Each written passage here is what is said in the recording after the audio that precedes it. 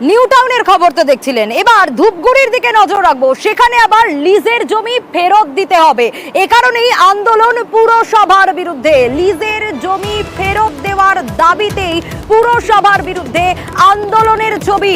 আন্দোলন করছেন সেখানকার মানুষজন, যারা এই ধূপগুড়ি পুরসভার বিরুদ্ধে তাদের এই আন্দোলন, যারা লিজের জমি ফেরত চাইছেন। গ্রিন সিটি পার্ক তৈরির জন্য লিজে পুরসভাকে জমি দেওয়া হয়েছিল। আরো বিস্তারিত জানবো রকির কাছ থেকেই। রকি, ঠিক কি ঘটেছে? এই জমি ফেরত দিতে হবে এমনটাই দাবি করছেন যারা লিজের জমি পেয়েছিলেন।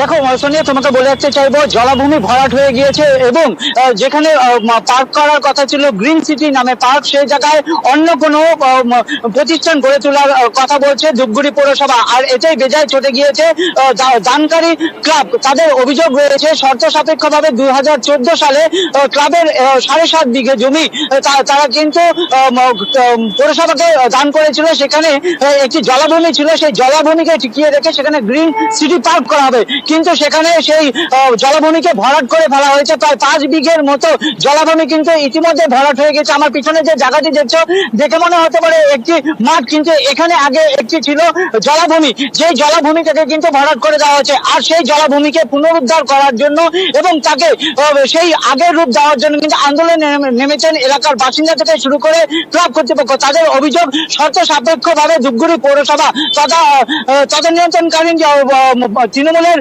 বোর্ড ছিল, সেখানে ভাইস চেয়ারম্যানের কথা মতো সেখানে সেই জমি দেওয়া হয়েছিল গ্রিন সিটি পার্ক তৈরি করার জন্য এবং সেখানে যে জলাভূমি ছিল সেটাকেও টিকিয়ে রাখার জন্য।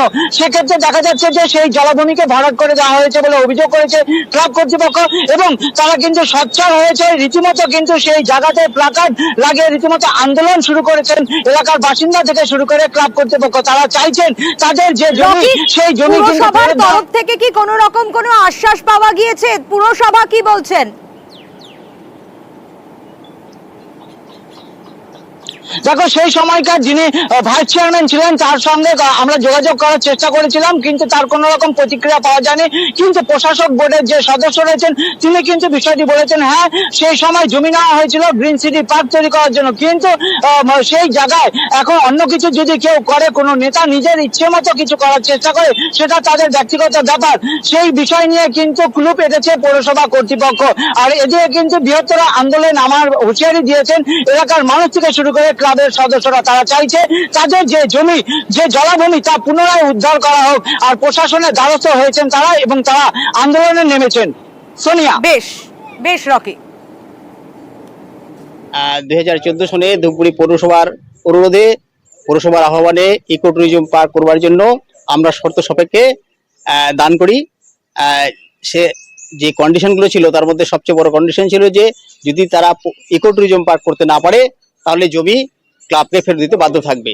10 বছর হয়ে গেল তারা কাজ শুরু করার পরে খানিকটা কাজ করে কাজ বন্ধ করে দেয়, আর বোর্ড চেঞ্জ হওয়ার পরে আর কোনো কাজ করে না, যার ফলে এখন আমরা আমাদের জায়গা ফেরত পেতে চাই শর্ত অনুযায়ী। যার জন্য আমরা নতুন করে আন্দোলন করছি, পৌরসভা যেন আইন মোতাবেক আমাদের জায়গা ফেরত দেয়। উত্তরবঙ্গের একটা সুনামধন্য দুর্গাপূজা সভা আসতো দেখতে। এই জলাশয়টাকে ধূপগুড়ি পৌরসভা 2014 সনে আমাদেরকে কথা দিয়ে আমরা জমি দান করে ইকো ট্যুরিজম পার্ক হবে, কিন্তু জলাশয় রেখে ইকো ট্যুরিজমকে পার্ক করবে।